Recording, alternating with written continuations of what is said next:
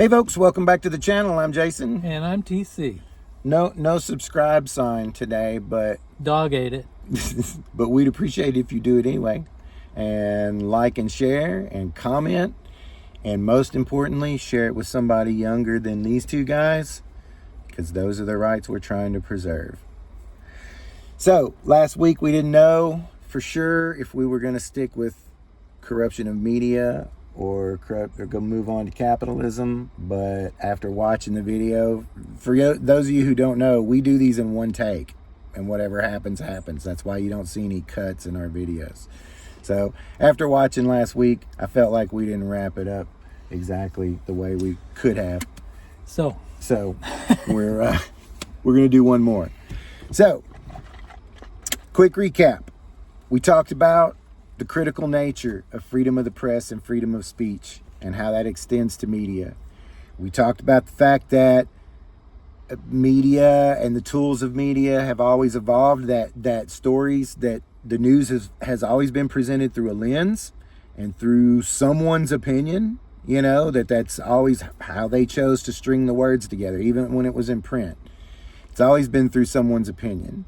That the tools of presentation of the news have always evolved, from bold print to phonograph to radio, television. We talked about the Fairness Doctrine, how Roosevelt administration attempted to weigh in and regulate how the news was presented. Created the FCC so that there could be some regulation.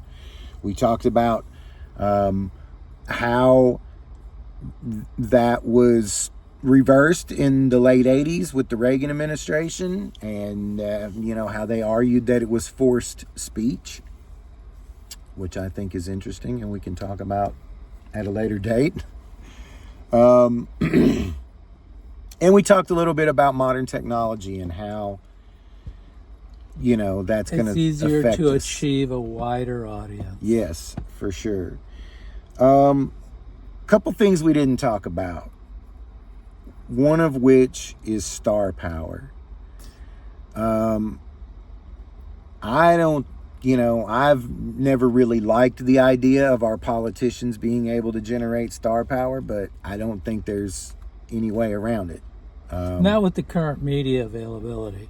When it was just newspapers, your local newspaper didn't give a shit what was going on in New York City unless you were actually from New York City. Yeah, and a quote in print here or there from a senator versus an interview on national television is just a different kind of scenario. And I don't think that's going to get any better with technology. The star power thing is going to continue, although I do think technology is going to help with connectivity. I think the smart politicians are going to move towards having their own channel, being able to connect directly with their constituents, maybe even some kind of badge so that they know that they're talking to a voter. And many of them are still limited. They're not actually interacting. They're just doing one way, kind of like what we're doing right now. Yeah. We're not interacting with you guys at all. We're just talking to you, which, okay.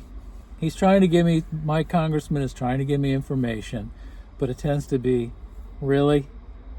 Yeah. That's not what I really wanted to hear. What are you actually trying to do? Interesting point. When Twitter and Elon Musk, before Elon bought Twitter, and the whole argument was people were up in arms about freedom of speech.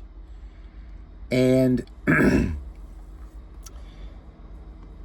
my position on all of that was, well, if you really want the kind of freedom of speech you're talking about, the government should buy Twitter. Because the government is the only entity that is, by constitutional law, cannot tell you what you can and can't say. If you're the proprietor of a restaurant, that's true. Somebody's getting drunk and causing a scene, you can tell them to leave. You do that in your own house. If somebody shows up at a barbecue and they're acting a fool, you would tell them to leave. There's kids running around here. Same thing on Twitter. They have advertisers. They are allowed to say you can't say that because the advertisers the other patrons that pay for this thing don't like it. If you really wanted that true freedom of speech of you can't tell me I can't say this, the government would have to buy it. The trade-off would be, if you're going off and saying ridiculous shit on Twitter and causing problems, the FBI is probably going to look at you, in which case people would get up in arms and say the government was in their business. But that's not really true. You were saying things. You do have the right to remain silent. Anyway, star power is I'm exercising that a little bit today. Star power is a thing. And our politicians do have it now. Coming from a guy who worked in TV and film, and I understand the power of a frame, I don't think that's anything we can get away with it or get away from.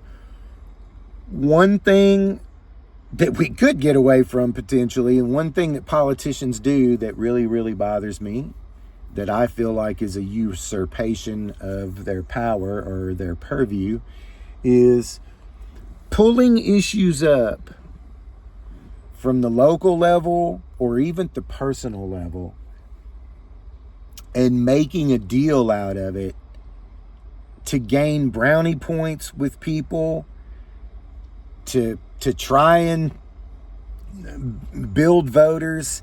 I'll give you an example of what I'm talking about. And the reason I'm using this happened like 10 years ago. And it's still in the news. And I guess it's still in the news because there's a new this cake thing. There's the cake thing. This is still in the news about this baker who in Colorado who refused to bake a wedding cake for a gay couple.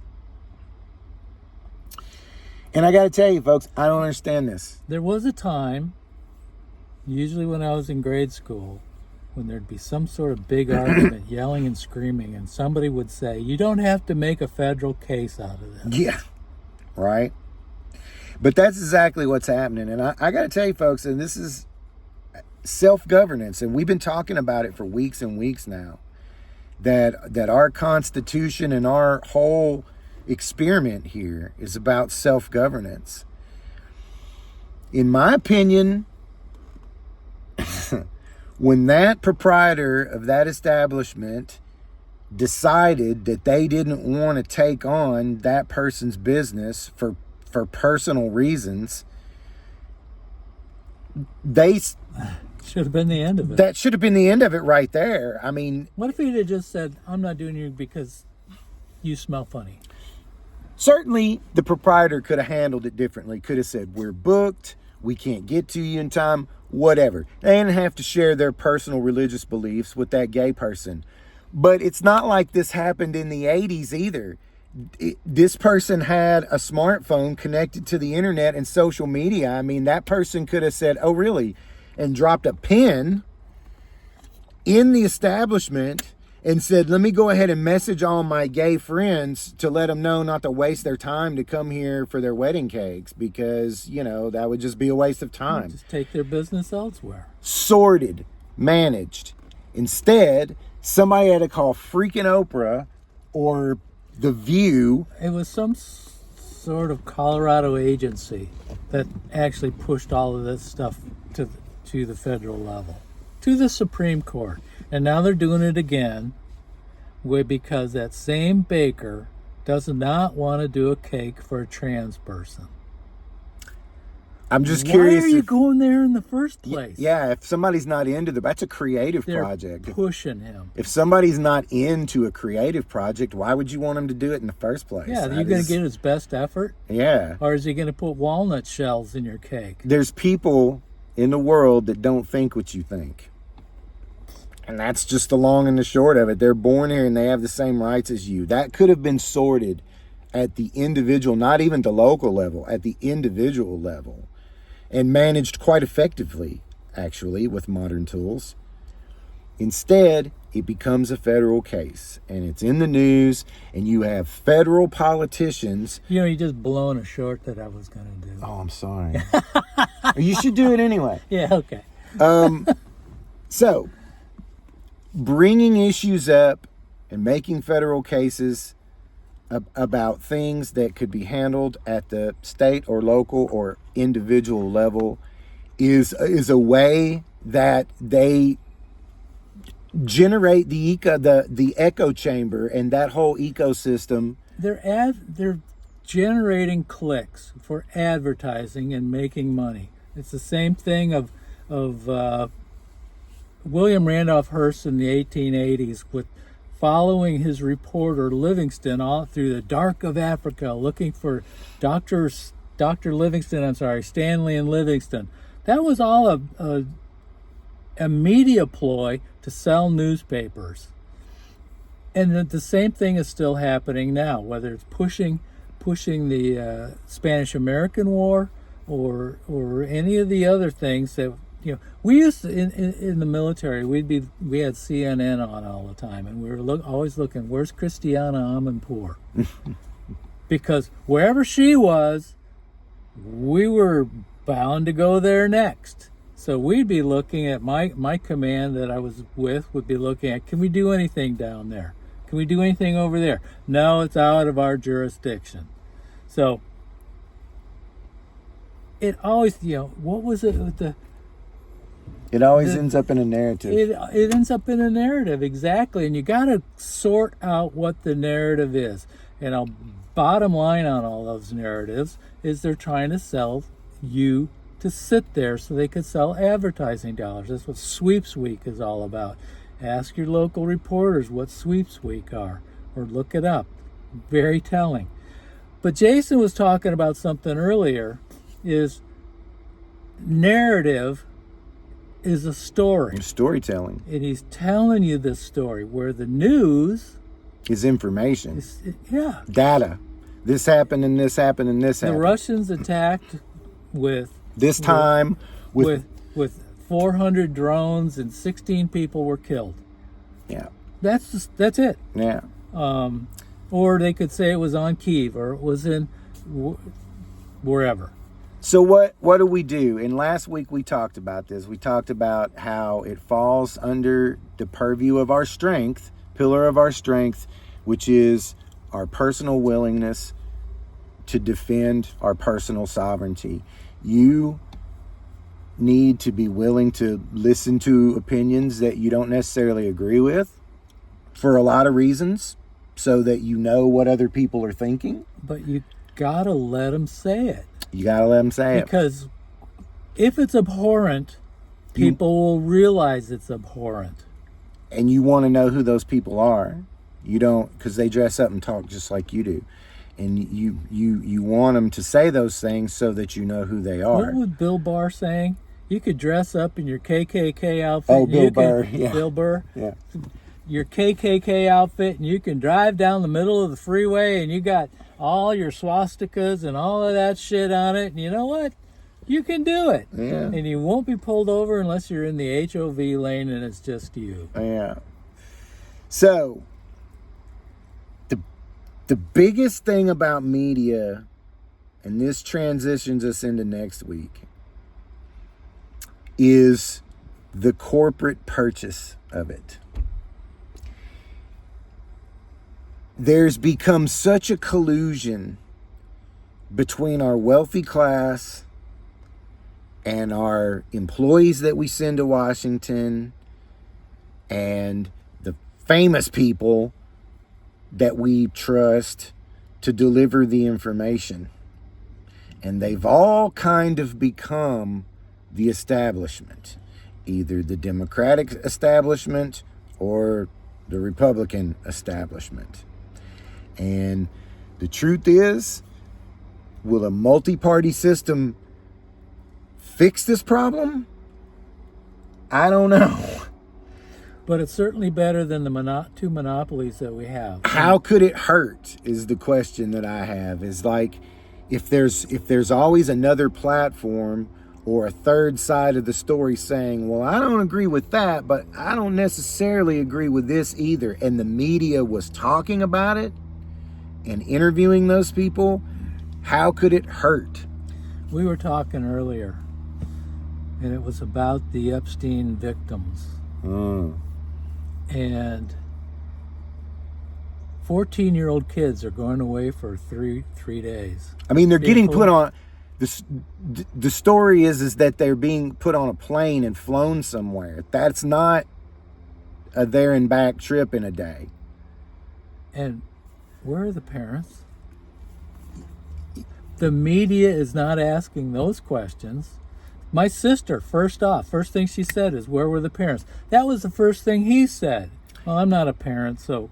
And there's a story, and I don't want to didn't get victim that. blame here. I want to make sure that we're clear about this. We're not victim blaming here. There's a deeper story.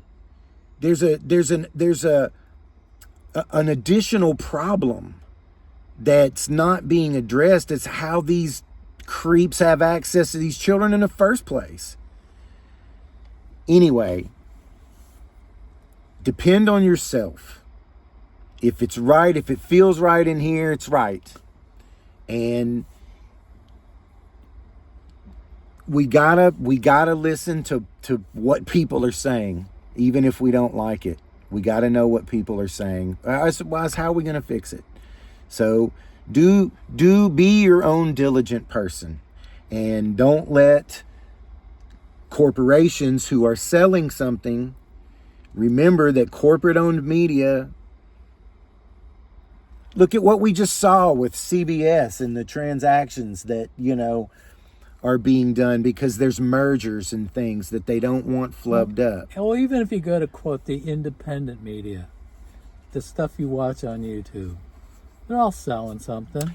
And if that's going on, if they're making concessions because they don't want their merger screwed up, you have to ask yourself what stories aren't being told. I just think that's a fact. Yep. So anyway, don't forget to like and subscribe. Next week, we're going to get into capitalism. Maybe. Yeah, I think Probably. Yeah, what can And we say about capitalism? It's so. not Lots and communism. lots of stuff. Folks, It's not socialism. we need media. We do. We need media. We need freedom of speech. We need freedom of the press. We have to find ways to keep it honest. And I think a multi-party system would aid, would assist. I don't think it'd fix it, but I think it would help. And next week we're going to talk about capitalism, and it's going to start getting real sticky. Sorry. That was stinky. Stinky, sticky. No, I think sticky too. But anyway, but that's okay. It'll be fun. All right. See ya. Anything else? See you next week.